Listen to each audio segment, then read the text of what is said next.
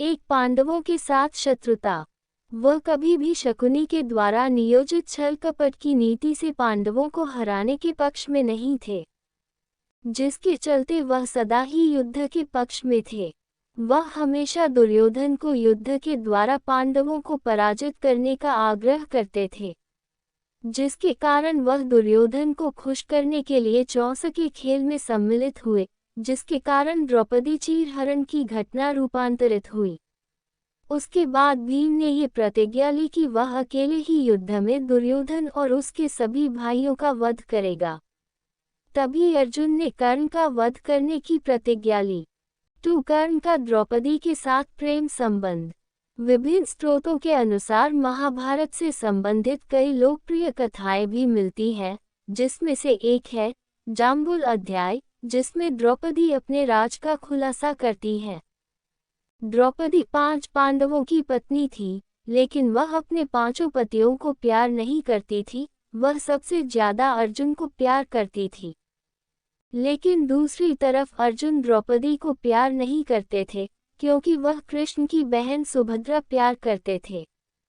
एक प्रचलित कथा के अनुसार जब पांडवों को निर्वासन का दुख भोगना पड़ा, उस समय 1-2 वर्ष के समय द्रौपदी ने एक पेड़ पर पके हुए जामुनों का गुच्छा लटकते देखा और उसे तोड़ लिया। जैसे ही द्रौपदी ने गुच्छे को तोड़ा, तभी वहां भगवान कृष्ण पहुंच गए। भगवान श्री कृष्ण ने बताया कि इस फल के सेवन से एक साधु अपने 12 साल का उपवास तोड़ने वाले था। चूंकि अब यह फल तुमने तोड़ लिया है, जिससे पांडव उस साधु के प्रकोप का शिकार होंगे। ये सुनकर पांडवों ने श्री कृष्ण से सहायता मांगी।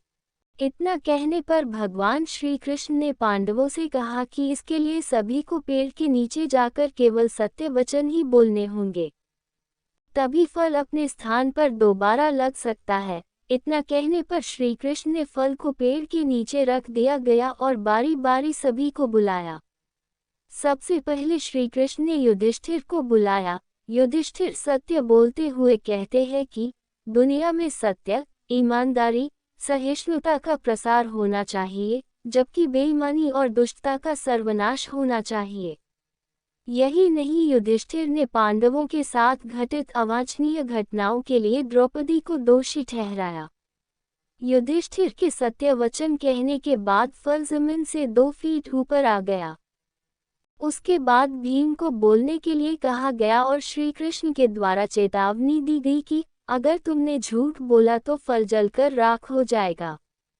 तभी भीम ने सभी के समक्ष सत्यता को स्वीकारते हुए कहा कि खाना, युद्ध, नींद और यौन इच्छा के प्रति वह कभी भी कम आसक्ति नहीं होती है, और वह धृतराष्ट्र के सभी पुत्रों को मार देने की प्रतिज्ञा लेते हैं, और साथ ही वह उनके वज्र का अपमान करने वाले व्यक्ति को मृत्यु के घाट उतार देने की भी प्रतिज्ञा लेते हैं।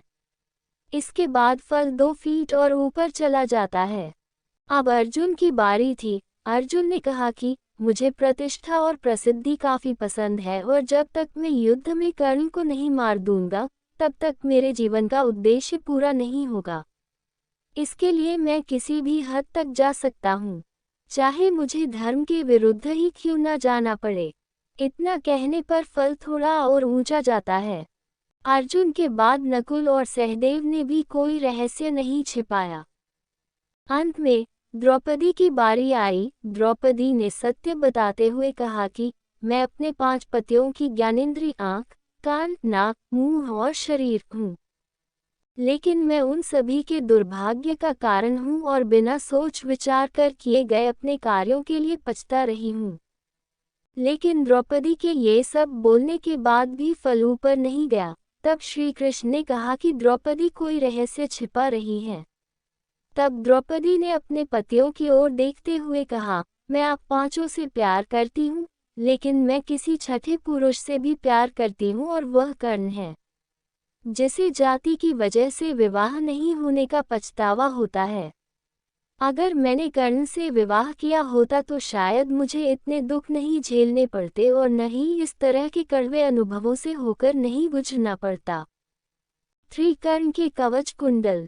पौराणिक कथाओं के अनुसार अर्जुन के पिता और देवराज इंद्र को इस बात का पता चला कि कर्ण को युद्ध क्षेत्र में तब तक अपराजित नहीं किया जा सकता जब तक उसके पास उसके कवच और कुंडल रहेंगे, जो जन्म से ही उसके शरीर पर थे। इसलिए जब कुरुक्षेत्र का महायुद्ध शुरू हुआ, तब इंद्र ने एक योजना बनाई और प्रण किया कि वह कर्ण को कवच और कुंडल के साथ युद्ध क्षेत्र में नहीं जाने देंगे। इंद्र मध्याह्न में जब कर्ण सूर्य देव की पूजा कर रहा होता है, तब उस समय एक भिक्षुक बनकर कर्ण से कवच कुंडल मांग लेंगे।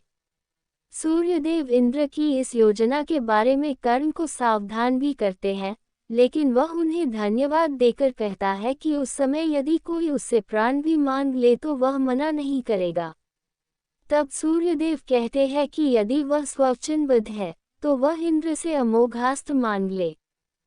तब अपनी योजनानुसार इंद्रदेव एक भिक्षुक का वेश बनाकर कर्ण से कवच और कुंडल मांग लेते हैं। चेतावनी मिलने के बाद भी कर्ण मना नहीं करता और खुशी खुशी अपना कवच कुंडल दान कर देता है। तब कर्ण की इस दानप्रियता पर प्रसन्न होकर वह उसे कुछ मांग लेने के लिए कहते हैं, लेकिन कर्ण ये कहते हुए कि दान देने के बाद कुछ मांग लेना दान की गरिमा के विरुद्ध है, मना कर देते हैं। इतना सुनने के बाद इंद्र कर्ण को अपना शक्तिशाली अस्त्र वासवी प्रदान करते हैं, जिसका प्रयोग वह केवल एक बार ही कर सकता था। इसके बाद कर्ण का एक और नाम वैकर्तन पड़ा। 4 मृत्यु। युद्ध के दौरान जब कर्ण के रथ का एक पहिया धरती में धंस जाता, धरती माता के श्राप के कारण है, तब वह अपने दैवीय अस्त्रों के प्रयोग में असमर्थ हो जाता है, जैसा कि उसके गुरु परशुराम का श्राप था। उस समय कर्ण अपने रथ के पहिए को निकालने के लिए नीचे उतरता है और अर्जुन से आग्रह करता है कि वह युद्ध के नियमों का पालना करते हुए कुछ देर के लिए बाण चलाना बंद कर दे। तभी श्री कृष्ण ने अर्जुन से कहा कि कर्ण को कोई अधिकार नहीं है कि वह अब युद्ध नियमों और धर्म की बात करे, क्योंकि अभिमन्यु के वध के समय कर्ण ने भी किसी भी युद्ध नियम और धर्म का पालन नहीं किया था। तब कहा गया था कर्ण का धर्म जब उसने दिव्य जन्मा द्रौपदी का जन्म हवन कुंड से हुआ था। द्रौपदी को पूरी कुरु राजसभा के समक्ष वैश्या कहा था। इतना सुनकर अर्जुन ने कहा कि कर्ण अभी असहाय है, ब्राह्मण के श्राप अनुसार, इसलिए वह बाण नहीं चलाएगा।